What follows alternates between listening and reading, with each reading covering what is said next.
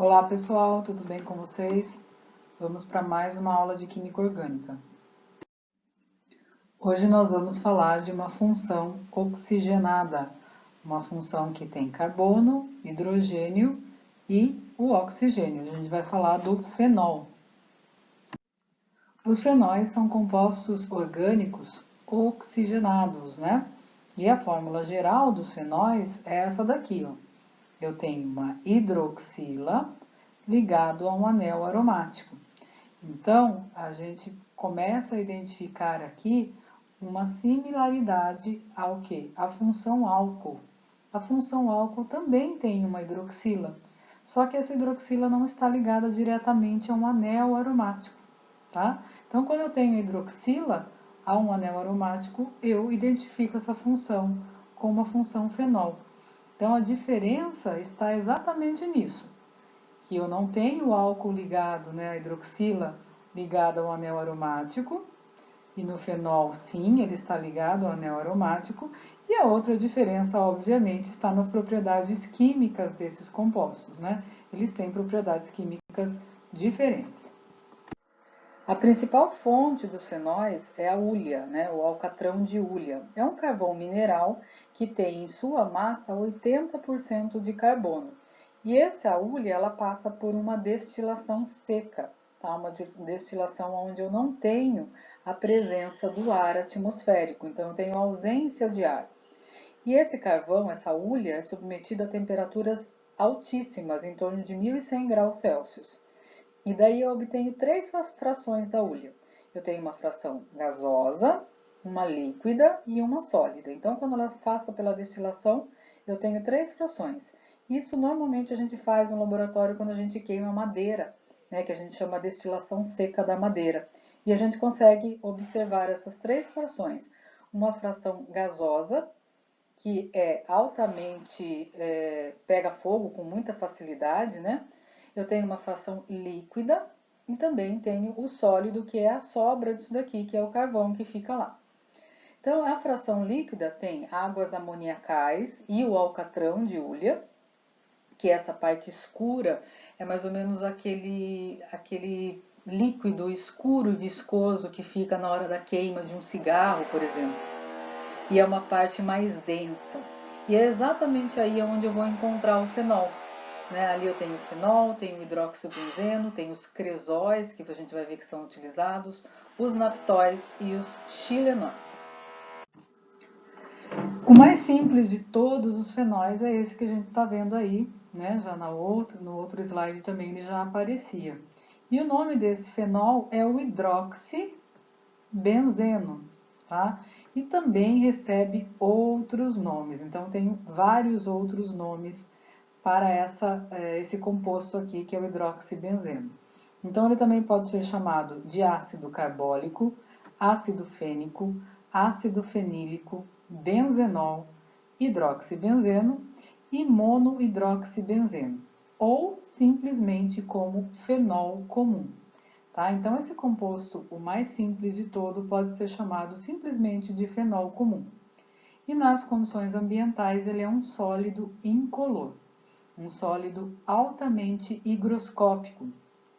Quando exposto à atmosfera, quando eu abro o vidro, se deixar por muito tempo aberto, ele começa a absorver água. Tá? Os fenóis são utilizados em diversas aplicações práticas, então eles são usados como desinfetantes, né, os fenóis e os cresóis, na preparação de resinas e polímeros, na preparação do ácido pícrico, que é usado na preparação de explosivos, na medicina, né, na farmácia, na síntese da aspirina e também de outros medicamentos, e também na fabricação de corantes. E agora vamos ver em mais detalhes um pouco alguns fenóis que a gente encontra aí no nosso uso diário e na indústria.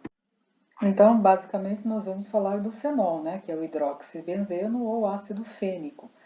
O ácido fênico, o fenol, é um sólido branco, né, e ele tem uma característica de ser altamente higroscópico, ou seja, ele absorve muita água, principalmente se ele estiver em lugares quentes, onde eu tenho muito vapor d'água.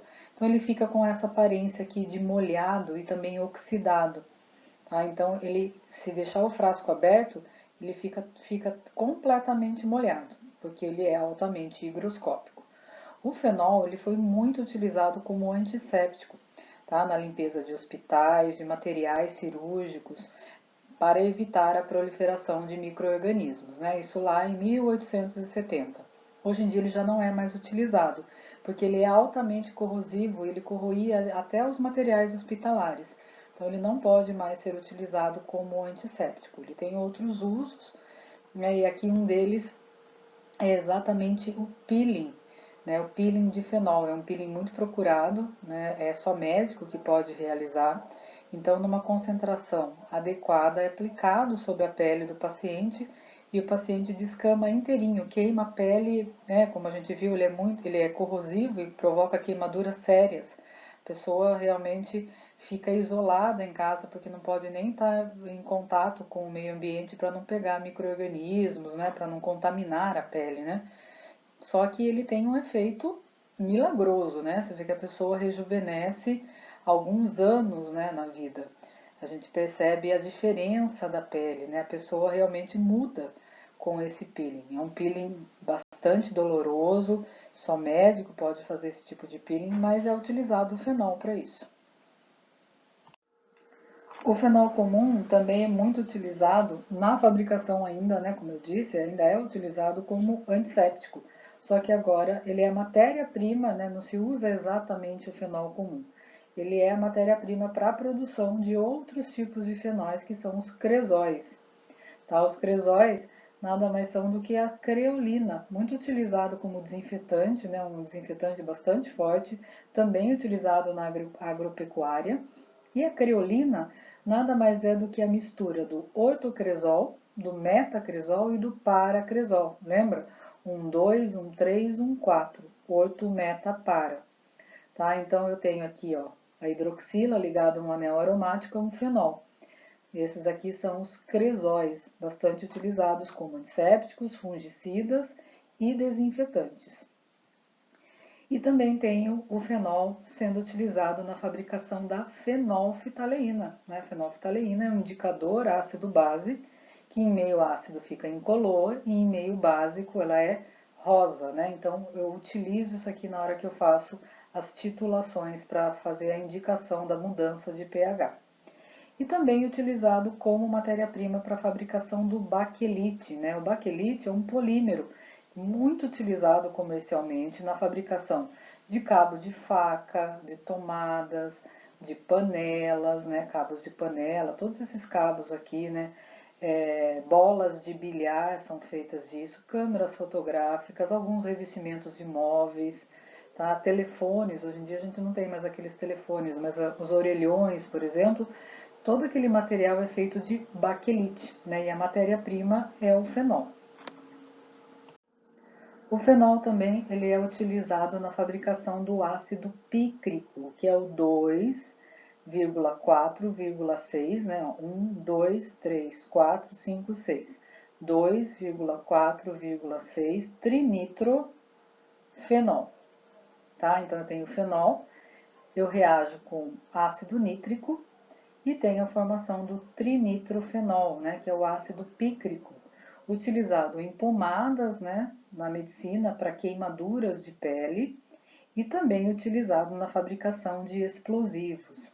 Então aqui nós temos a função fenol e também nós temos uma função nitrogenada que nós veremos mais adiante. Então, como acabamos de ver, né, a gente viu que tinha outras funções ali junto com o fenol, e isso é bem comum no aparecimento de outras funções mistas, onde eu tenho a função fenol. Ó. Veja aqui que eu tenho hidroxila, hidroxila, hidroxila, hidroxila, todos ligados a anéis aromáticos aqui também. Ó. Então, aqui eu tenho a função fenol e tenho outras funções. Então, eles vão aparecer em compostos de função mista. E aqui eu trouxe alguns exemplos de alguns vegetais que têm substâncias ativas, né, que têm fitoquímicos, né, nessas plantas que são usadas como princípios ativos na hora da indicação, né, de tomar esses medicamentos. Então eu tenho aqui o carquejol, que é essa substância aqui, o 2-isopropenil 3-metilfenol. que vem encontrada na planta, né, carqueja, que a gente conhece aí, toma para digestão, né, muito utilizada no combate de gastrite, má digestão, azia, cálculos biliares, prisão de ventre. Também tem o gingerol, né, que é essa substância aqui, ó, que eu encontro no gengibre, né, o gengibre também utilizado para digestão, bastante utilizado em casa para fazer chás e tudo. Eu tenho o gingerol e tenho a presença aí do fenol. Também tem o eugenol. O eugenol é presente no cravo da Índia. Então eu tenho aqui, esse é o eugenol, a molécula do eugenol. Também tenho a vanilina, que é presente na essência de baunilha. A essência de baunilha tem a função fenol. E esse princípio ativo é encontrado numa orquídea, que é a Vanilla planifolia, né? Então eu tenho aqui utilizado também para dar aroma, né, e sabor, aroma, na verdade aroma, né, o cheiro da vanilina, né, em sorvetes, em balas. E aqui por último eu tenho o timol. O timol é uma essência de tomilho também encontrada no orégano, também tem essa função. Então, a maioria dos fenóis, já vimos, é sólida, incolor.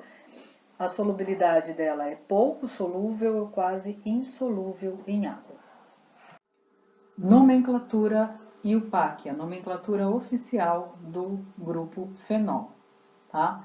Então eu tenho um prefixo, e o prefixo sempre começa com hidroxi. Se for preciso, a posição onde está a hidroxila, né, o número que está, 1, 2, 1, 3, 1, 4, tá? Depois, seguido do nome do aromático que esse grupamento hidroxila está ligado. Então, vamos para esse primeiro exemplo. Então, eu tenho a hidroxila aqui, então eu ponho hidroxi, e o nome do grupo que ele está ligado, do grupo aromático, que é o benzeno. Então, esse é o hidroxibenzeno. Eu não preciso colocar a posição da hidroxila, porque, obviamente, eu vou começar por aqui. Esse é o número 1, tá? Então, só hidroxibenzeno.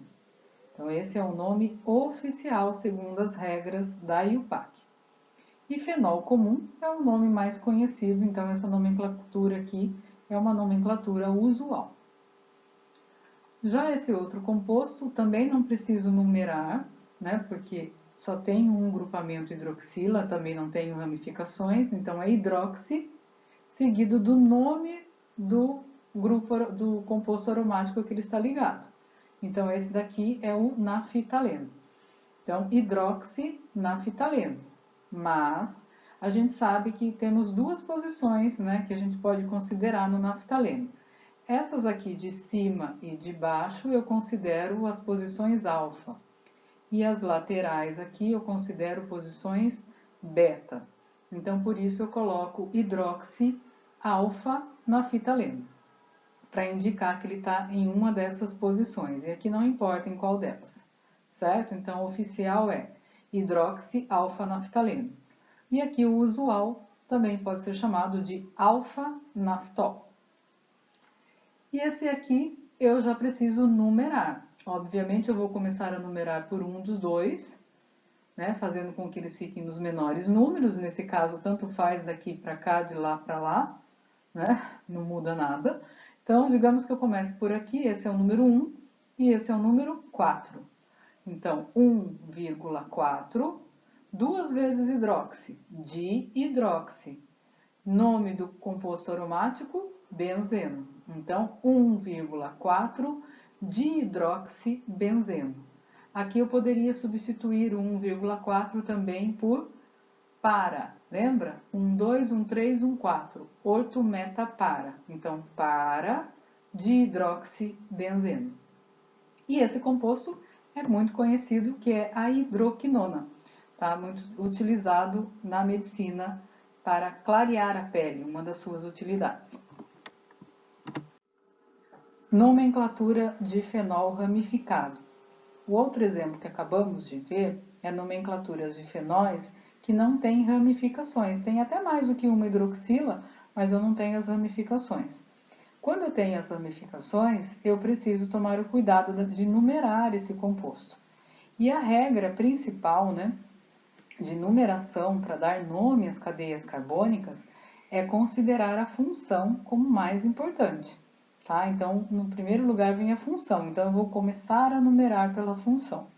Depois é a insaturação, mas nesse caso a gente sabe que um anel aromático, as duplas e simples ligações estão sempre em ressonância, alternando, né?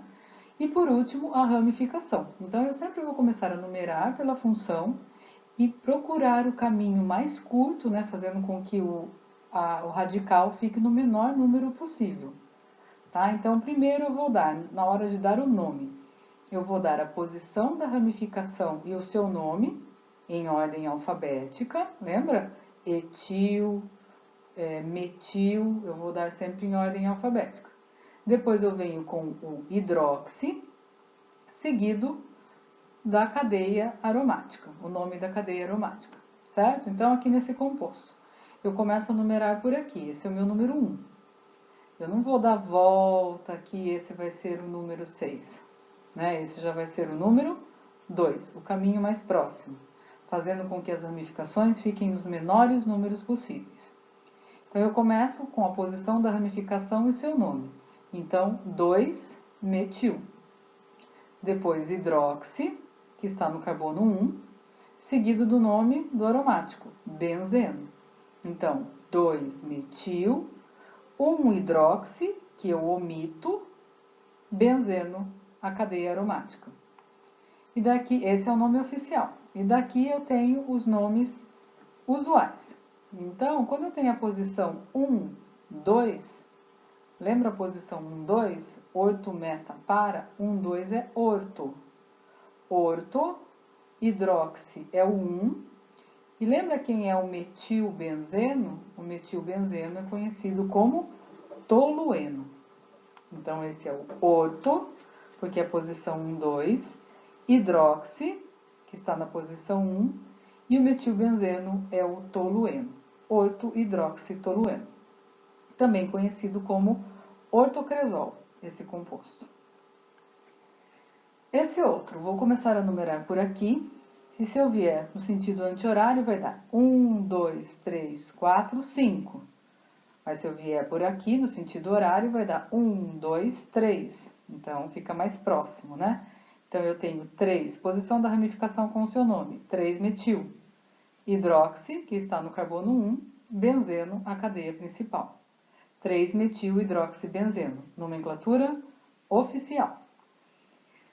3-metil-1-hidroxi é 1,3, lembra? 1,2, 1,3, 1,4, orto-meta-para. Então, esse daqui é o meta, 1,3, certo? Meta, no 1 eu tenho o hidroxi e o metilbenzeno, quem é? Tolueno. Meta-hidroxitolueno, ou metacresol, certo? Então, esses dois aqui são parecidos, eu só vou mudar o orto, o meta, e eu poderia também ter aqui, ó, um CH3, aí seria o para. E esse último aqui, eu tenho 1, 2, 3, 4, 5. 4, 5 ramificações, ou 1, 2, 3, 4, 3, 4 ramificações. Essas aqui estão com números menores, então eu vou escolher essas. No 3, eu tenho metil, e no 4, eu tenho um etil. Eu vou dar a posição da ramificação, depois o seu nome, em ordem alfabética. Então, eu começo com o 4-etil, 3-metil, hidroxibenzeno. Ok? Então, esse é o 4-etil, 3-metil, hidroxibenzeno. Então, encerramos aqui a nossa aula sobre a nomenclatura dos fenóis e um pouquinho das características desses fenóis e também da utilização deles. Até a nossa próxima aula, então. Até mais, pessoal!